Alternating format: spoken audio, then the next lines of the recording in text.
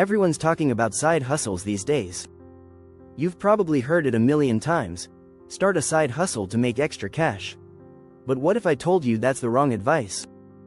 In fact, 60% of side hustlers make less than $500 a month, according to a survey by Bankrate. Not exactly the path to riches, right? Here's the shocking truth. Most side hustles keep you stuck in the grind and away from real wealth. While you're busy juggling multiple gigs, you're losing out on the bigger opportunity to build something that scales. In this video, we're going to break down why starting a side hustle might be the worst move if you want to be wealthy. I'll show you the traps most people fall into, why focus is more powerful than juggling multiple jobs, and how the right strategy can unlock real financial freedom. Ready to stop hustling and start building? Let's dive in. Chapter 1. The Side Hustle Trap. Why it keeps you broke. Most people think side hustles are the fastest way to make extra money. But what if I told you that spreading your focus across too many projects could actually keep you broke? Yep, it's true. In fact, a 2022 study by QuickBooks found that while 45% of people with side gigs earned extra cash, only 30% felt it made a real difference in their financial situation. Why? Because side hustles often divert attention from your main business, and that's where the real money is. Imagine trying to grow a garden but constantly jumping from one plant to another, never watering any of them enough. That's what happens when you split your time between a side hustle and your core business. Instead of maximizing one, you're giving minimal attention to both. Many successful entrepreneurs like Warren Buffett believe in focus. Buffett famously said, "The difference between successful people and very successful people is that very successful people say no to almost everything." Side hustles might feel productive, but they're usually just distractions.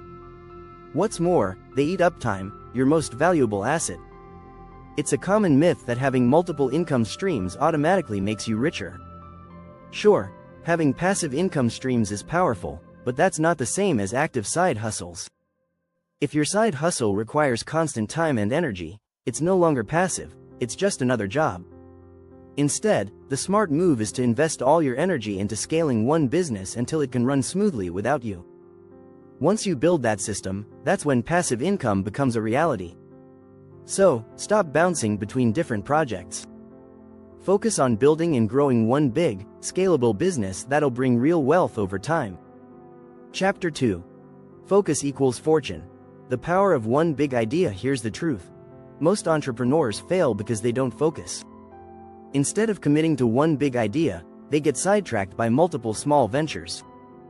But the wealthiest people know one secret: they master one thing before moving on to the next. Take Steve Jobs. When he returned to Apple in 1997, the company had 350 products. What did he do? He slashed it down to just 10. Jobs knew that simplifying and focusing was key to success. Deciding what not to do is as important as deciding what to do, he said. That's how Apple became a trillion-dollar company. So, why don't more entrepreneurs follow this approach?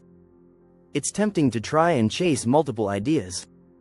But the truth is, focusing on one idea and scaling it is where the real money is made. In fact, the Pareto principle, the 80-20 rule, applies here. 80% of your results come from 20% of your efforts.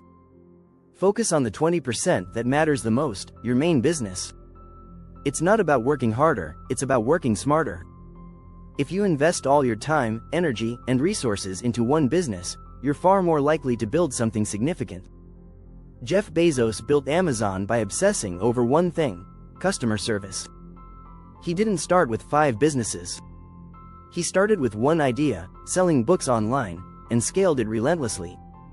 Remember, success isn't about having many things going on, it's about mastering one thing first.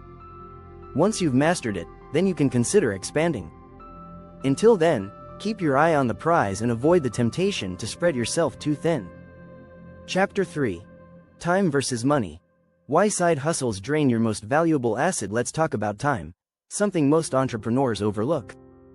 If you're hustling to make extra money, it's easy to forget that your time is limited. And the irony? Once your time's gone, you can't buy it back. That's why spreading yourself across multiple side hustles can be dangerous. A recent survey from Gallup found that 61% of full-time employees who had side gigs were experiencing burnout. Why?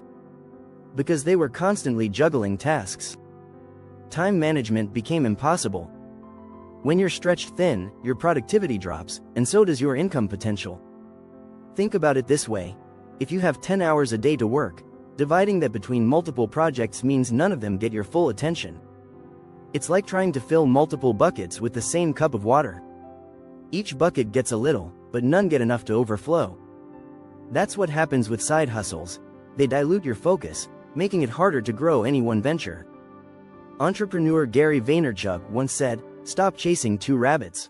You'll lose them both." If your goal is to make serious money, the best thing you can do is invest your time into one business that has the potential to scale.